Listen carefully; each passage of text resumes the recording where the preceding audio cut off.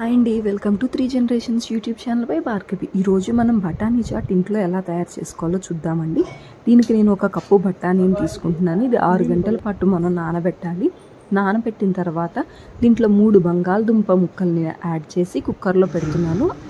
6 to 7 whistles రావాలండి. Whistles వచ్చిన తర్వాత మన బఠానీ అనేది ఇలా ఉంటుంది. దీన్ని చక్కగా స్మాష్ చేసి పెట్టుకోవాలి. ఆలూని కూడా స్మాష్ చేసి పెట్టుకోవాలి.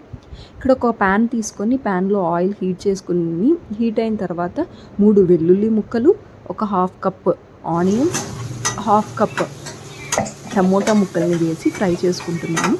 తర్వాత ఆల్రెడీ నేను స్మాష్ చేసి పెట్టుకున్న బఠానీలు మరియు ఆలూని దీంట్లో యాడ్ చేస్తున్నానండి. యాడ్ చేసిన తర్వాత తగినంత ఉప్పు, ఒక చిటికెడు పసుపు, ఒక స్పూన్ కారం, ఒక స్పూన్ గరం మసాలా, ఒక స్పూన్ చాట్ మసాలా, ఒక స్పూన్ కొరియాండర్ పౌడర్ యాడ్ చేసి చక్కగా కలుపుకోవాలండి.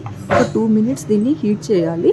ఇలా 2 మినిట్స్ అయిపోయిన తర్వాత ఇలా చక్కగా రెడీ అవుతుందండి. దీన్ని పక్కన పెట్టుకొని మన పానీపూరి వడియాలు ఉంటాయి కదండి, ఆ వడియాల్ని యాడ్ చేసుకొని అవి వేగించుకొని ఇలా పానీపూరి వడియాలతో దీన్ని సర్వ్ చేసుకుంటే చాలా టేస్టీగా ఉంటుందండి. ఇది చాలా టేస్టీగా అండ్ సింపుల్గా అయిపోతుంది. తప్పకుండా ట్రై చేయండి, పర్ఫెక్ట్గా వస్తుందండి. Thank you.